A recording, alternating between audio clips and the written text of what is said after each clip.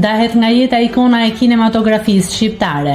Ikona e kinematografisë Margarita Xhepa është ndar nga jeta ditën e sotme. Aktoria e njohur shqiptare dhe shumë e dashur për publikun festoi vetëm një ditë më parë, 93 vjetorin e lindjes. Margarita Xhepa është konsideruar si një nga zonjat e mëdha të teatrit dhe filmit shqiptar, që ka skalitur memorien e publikut shqiptar me role brillante që prej fillimit të saj në vitet 60 deri më tani.